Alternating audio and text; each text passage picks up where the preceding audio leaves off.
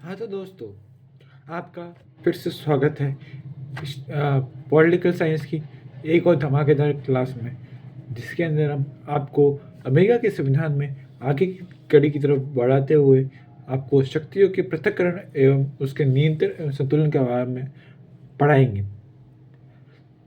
तो बिना किसी देर कीजिए शक्ति पृथक्करण सिद्धांत को अपन शुरू करते हैं। अब इस जो शक्ति पृथक्करण सिद्धांत है उसका अर्थ क्या है? मतलब शक्ति पृथक्करण का मूल सिद्धांत तो देखा जाए तो फिर ये है कि शक्तियों का बंटवारा, यानी कि शक्तियों किसी एक के हाथ में नहीं होनी चाहिए। केंद्र के, जैसे केंद्र के पास भी सारी की सारी शक्तियाँ नहीं होनी चाहिए, राज्य के पास भी होनी चाहिए, जिले के पास भी होनी चाहिए। मतलब अलग अलग तरीके से सबके पास शक्तियों का बंटवारा होना चाहिए, क्योंकि अगर किसी एक के पास होगी तो फिर वो अपने आप को सर्वश्रेष्ठ और शक्तिशाली मानेगा। ठीक है, जिससे कि संतुलन बैठा रहेगा। सरकार के 3 अंग होते हैं: व्यवस्थापिका, कार्यपालिका और न्यायपालिका। सरकार के इन 3 अंगों का पारस्परिक संबंध कैसा होना चाहिए? न्याय संबंध। मतलब एक दूसरे पर ये नजर का कुछ प्रतिबंध लगा सके, ऐसा। यह समस्या राजनीतिक विज्ञान में अत्यंत विवादग्रस्त रही है। उन्हें मॉन्टेस्क्यू द्वारा प्रतिपादित शक्ति पृथक्करण सिद्धांत सबसे अधिक प्रमुख है। मॉन्टेस्क्यू कौन? जिन्होंने शक्ति पृथक्करण सिद्धांत दिया, उसके अंदर बहुत बड़ा योगदान है। इस सिद्धांत के प्रतिपादकों का विचार है कि व्यवस्थापिका का काम कानून बनाना होना चाहिए, कार्यपालिका उन कानूनों को क्रियान्वित करे और उनके अनुसार शासन चलाए, तथा न्यायपालिका उन कानूनों के अनुसार निर्णय करे। शक्ति विभाजन सिद्धांत का सबसे प्रमुख प्रतिपादक मॉन्टेस्क्यू ही है। समझिए, यानी कि जो व्यवस्थापिका, कार्यपालिका और न्यायपालिका है, इनके ऊपर कुछ शासन होना, कुछ प्रतिबंध होने चाहिए। ये किसने कहा? मॉन्टेस्क्यू ने। संविधान निर्माता मॉन्टेस्क्यू के शक्ति विभाजन सिद्धांत से बहुत अधिक प्रभावित थे। अतः 1787 में फिलाडेल्फिया सम्मेलन के द्वारा जब नवीन संविधान के निर्माण का कार्य प्रारंभ किया गया, तो संविधान निर्माताओं ने शक्ति विभाजन के सिद्धांत को संविधान का आधारभूत सिद्धांत बनाने का निश्चय किया। ठीक है, तब जब वो 1787 फिलाडेल्फिया सम्मेलन हुआ, तब एक नवीन संविधान का निर्माण किया, उसके अंदर प्रारंभ किया गया। संविधान निर्माताओं में शक्ति विभाजन की भूमिका बड़ी है, डाल दिया उसको अंदर, जिससे कि शक्तियों का विभाजन होता रहे और कोई भी दुष्व्यवहार किसी के साथ ना करे। अमेरिकी संविधान और शक्तियों का पृथक्करण। शक्ति विभाजन सिद्धांत अमेरिकी संविधान की मूल भावनाएं और संविधान के प्रथम 3 अनुच्छेदों से यह स्पष्ट हो जाता है कि यह संविधान शक्ति विभाजन के सिद्धांत है।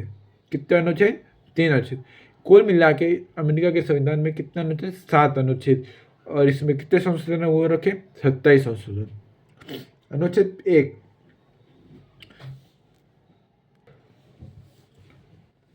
1, संविधान में प्रदान की गई समस्त व्यवस्थापन संबंधी शक्तियां एक कांग्रेस में नीत नहीं होगी।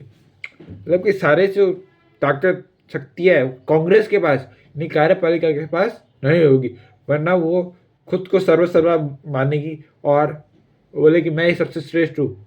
इसलिए ऐसा नहीं होना चाहिए। अनुच्छेद 2, समस्त कार्यपालिका शक्ति संयुक्त राज्य अमेरिका के राष्ट्रपति में निहित होगी। यानी कि जो कार्यपालिका की जो शक्तियाँ है वो संयुक्त राज्य अमेरिका के जो राष्ट्रपति उसके अंदर निहित होगी। यानी कि जो कार्यपालिका है उसकी शक्ति, कुछ शक्तियों पर नियंत्रण राष्ट्रपति भी करेगा। अब है अनुच्छेद 3, न्याय संबंधी समस्त शक्ति एवं सर्वोच्च न्यायालय तथा उन नीचे के न्यायालयों में निहित होगी, जिन्हें कांग्रेस समय समय पर प्रतिष्ठित व स्थापित करेगी। यानी कि जो न्याय संबंधी जो सारी देखभाल करती है वो कौन है? न्यायालय तथा उसके न्यायालयों के जो नीचे होते हैं, जिन्हें कांग्रेस बदलती रहती है, उनको स्थापित करती है, उसको ध्यान से देखने का काम कौन करता है? न्यायालय। इस प्रकार व्यवस्थापिका, कार्यपालिका और न्यायपालिका में शक्तियों का स्पष्ट विभाजन किया गया है।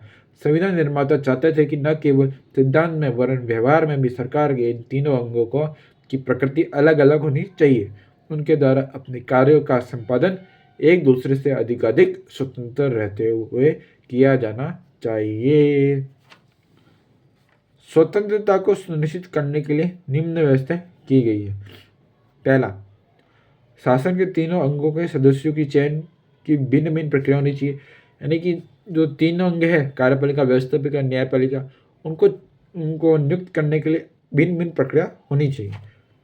शासन के एक ही अंग के सदस्य का प्रावधान, ठीक है, शासन में एक ही अंग की सदस्यता का प्रावधान होगा, मतलब कोई एक ही सदस्य वो ही सर्वे सर्वा होगा, बाकी कुछ नहीं होगा।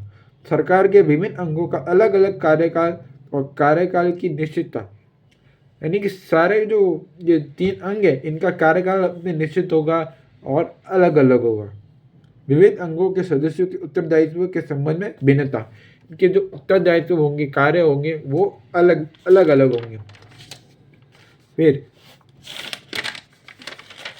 नियंत्रण और संतुलन। नियंत्रण और संतुलन के सिद्धांत का आशय यह है कि विविध अंग एक दूसरे की शक्तियों को इस प्रकार नियंत्रित करे कि शक्तियों का संतुलन स्थापित हो और सरकार का कोई भी अंग अपनी शक्तियों का दुरुपयोग न कर सके।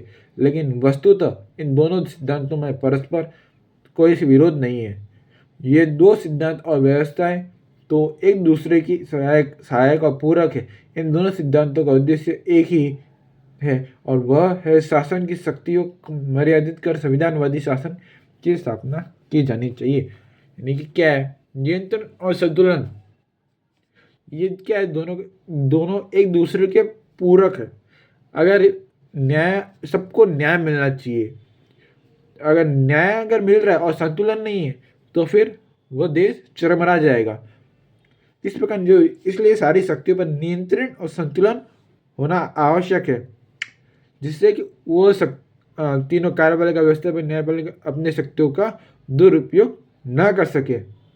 ठीक है, इसलिए इनका एक समन्वय बैठाना चाहिए।